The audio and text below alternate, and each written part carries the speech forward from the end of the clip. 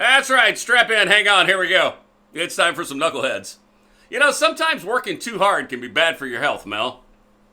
Even if your job is to fart in a jar. You may remember I talked a while back about this gal, Stephanie Motto. She starred on a TLC show called 90 Day Fiancé.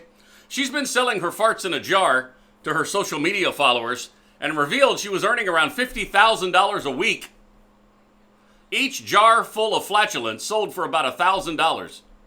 But she may have worked a little too hard. She said she recently had to be rushed to the hospital while, quote unquote, working because she thought she was having a stroke or a heart attack from overdoing it.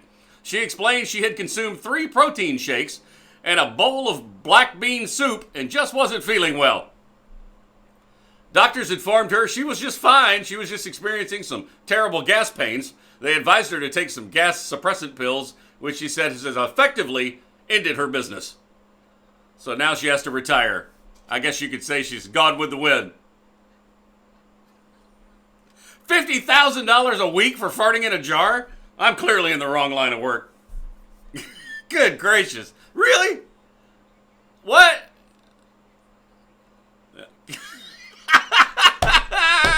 Yeah, you with your COVID symptoms, you can't smell it anyway. Who's paying for that? What kind of freaks are there in the world? Stop the planet. I want to get off. And when trying to steal an ATM, you might not want to use a city government truck, Mr. Department of Public Works employee.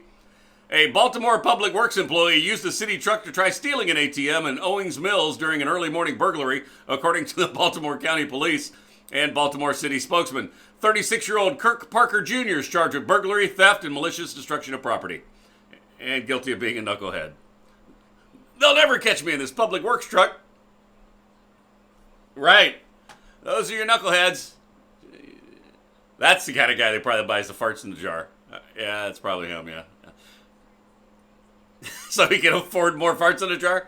Good. $50,000 a week. Those are your knuckleheads. You can find those stories wherever you find your social media. Just look for Mel and the Scott in the morning, and we'll be right there.